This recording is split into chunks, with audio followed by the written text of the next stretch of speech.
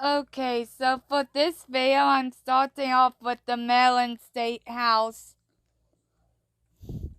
The Maryland State House's dome is haunted.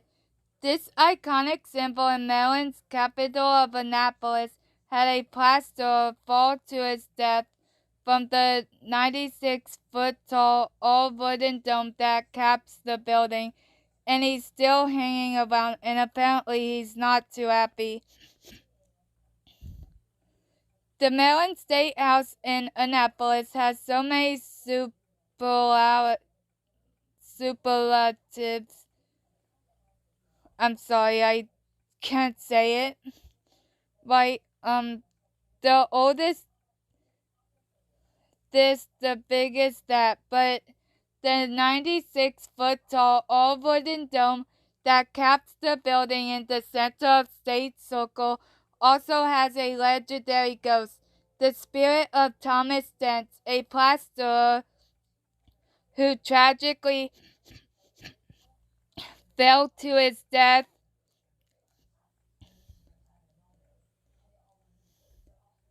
while plastering in 1793 before he got paid for his work and evidently still holds a grudge.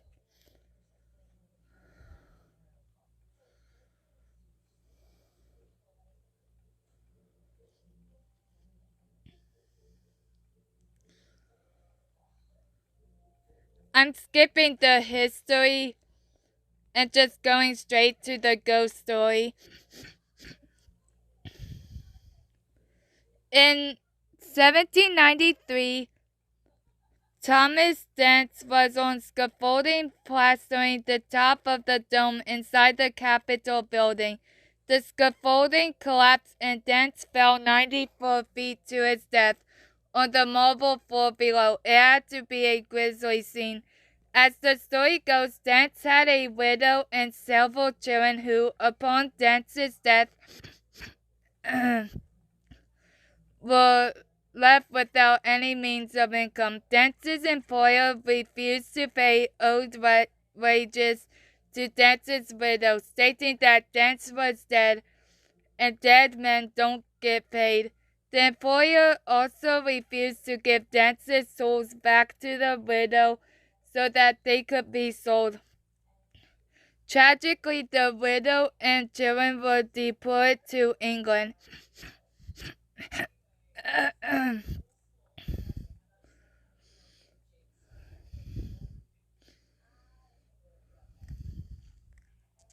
Accidental/sudden deaths, self-ends, murders, and other incidents of high-impact emotion often wear a hole in that veil that separates the physical dimension and the spiritual dimension, and perhaps Dent's death being so sudden and so violent helped blur that hole in the veil.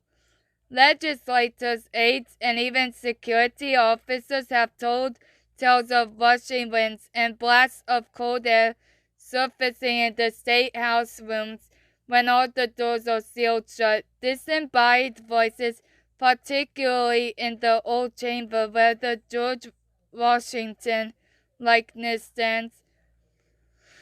Water pitchers toppling over on their own and furniture moving about without any noticeable assistance from humans are all snippets and pieces of ghostly tales that have been told by workers and frequent visitors to the State House.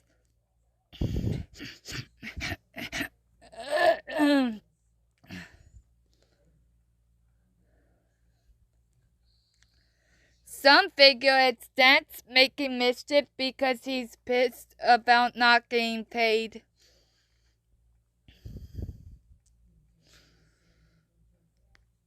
And here's an excerpt from the book where I found this out. Unexplained events have been attributed to the unfortunate plasterer who never finished his task on the state capitol dome because he took an unplanned last dance.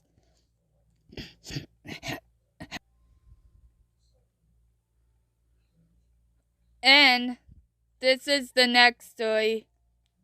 Sir Robert Eden, 1st Baronet of Maryland. Sir Robert Eden, 1st Baronet, September 14, 1741 to September 2nd, 1784, was a British colonial administrator who was the last colonial governor of Maryland. Although a popular governor and an able administrator, Eden's authority was overthrown by the events of the American Revolution, and in June 1776 he was invited by the Maryland Convention to leave for England. Eden was well regarded at home, and in the same year, 1776, he was made a baronet. He eventually returned to Maryland, where he died in 1784 at the age of 42. He was buried in Annapolis and was succeeded in the baronetcy by his eldest son Frederick, a noted author.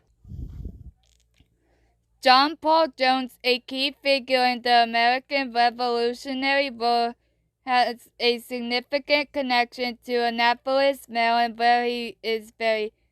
His remains were reinterred in the crypt of John Paul Jones at the United States Naval Academy Chapel in 1913. He is considered the father of the American Navy, and his naval victories during the war were crucial to the success of the revolutionary cause. Okay, so I can't talk about the Navy bombing the island, the ghost of Sharp's Island, because if I try, a newspaper comes up.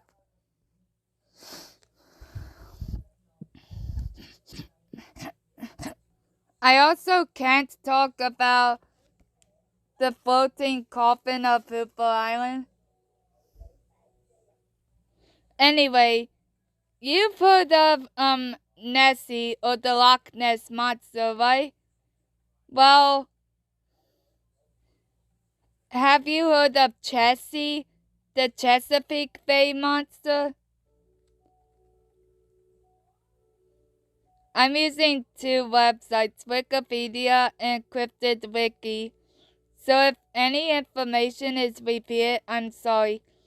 Okay, in American folklore, Chessie is a sea monster said to live in the midst of the Chesapeake Bay. Claims of sightings appear in local media and regionally themed books from 1936 onward. Over time, the figure developed into an environmental icon. Chessie is associated with the ecological health of the Chesapeake Bay. It always continues to play a role in modern popular culture.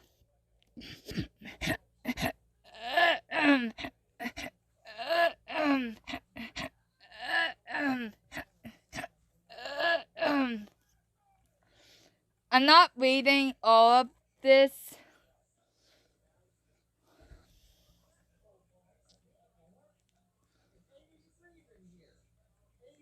So, according to Matt Lake in Weird, Maryland, two perch fishermen, Francis Clawman and Edward J. Ward, spotted something in the water near Baltimore in 1943. This thing was about 75 yards or 70 miles away at right angles from our boat. At first, it looked like something floating on the water. It was black, and the part of it that was out of the water seemed about 12 feet, 3.5 miles long. Or is it meters?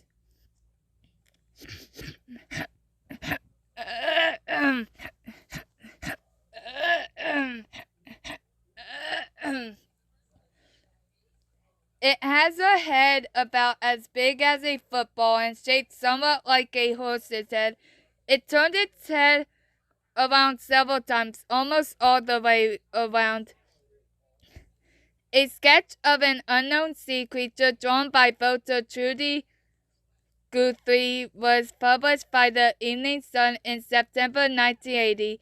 It was later identified as a manatee from Florida. Manatees are occasionally sighted in the area. Unlike the reports of a serpentine creature, manatees create a smooth footprint as they move, rather than undulating from side to side. Another claim of a sighting of the beast occurred in 1997 off the shore of Fort Smallwood Park, very close to shore. Chessie as an environmental icon for the Chesapeake Bay was used by the U.S. Fish and Wildlife Service for its educational coloring book in 1986, Chessie, a Chesapeake Bay story. The coloring book focuses on the Chesapeake Bay and protecting its resources. A second coloring book, Chessie Returns, was published in 1991. This follow-up book is a prequel that assumes that the monster is female.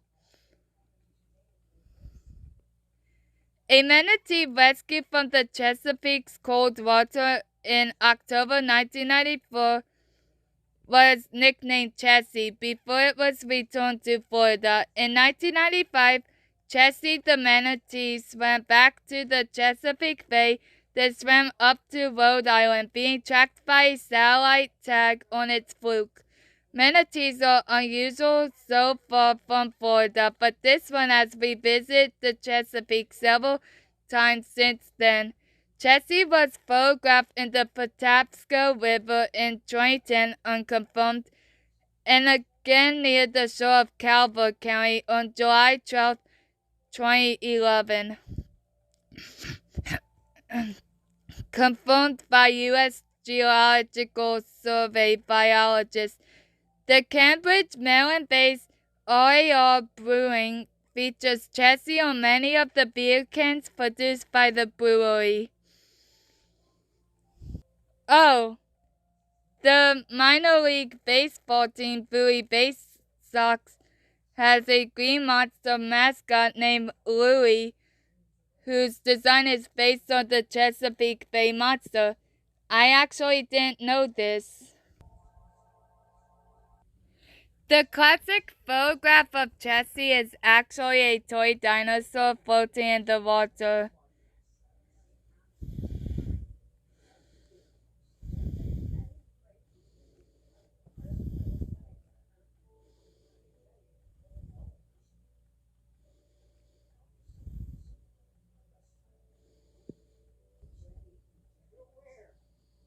Not only is there Nessie and Chessie, but there's also Cressy.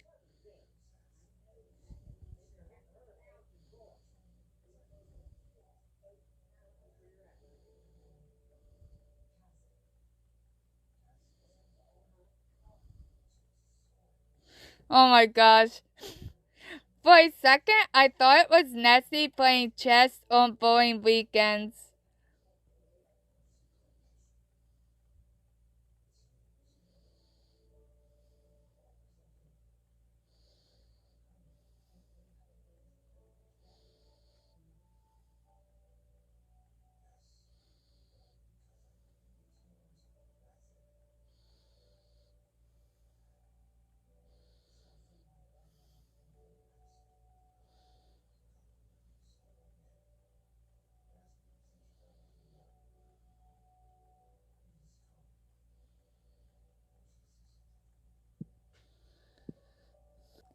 Okay, Maryland Sea superstitions. Starting a voyage on Friday. Many sailors believe that setting sail on a Friday is unlucky. Whistling on board. Whistling is thought to summon storms and unpredictable winds. red-haired people. A red-haired person on board is considered bad luck as they are associated with bad fortune. Sorry, red-haired people, you have to sit this one out.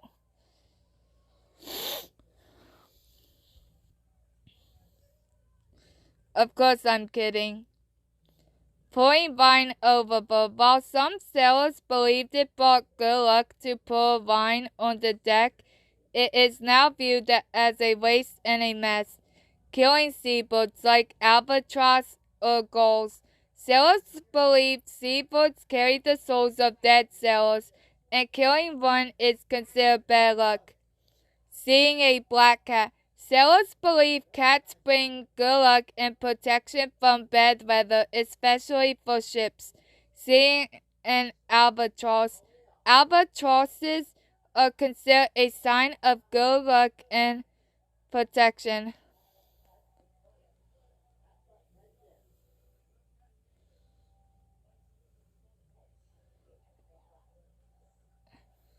Setting sail on Sunday. Some sailors believe Sunday is the only good day to set sail. Son of a gun. A child born on board a ship, especially between the guns, was sometimes referred to as a son of a gun, often with the father unknown. Okay, so I can't talk about Hammond Hardwood House, so I'm sorry. So I guess that's it. Bye, guys.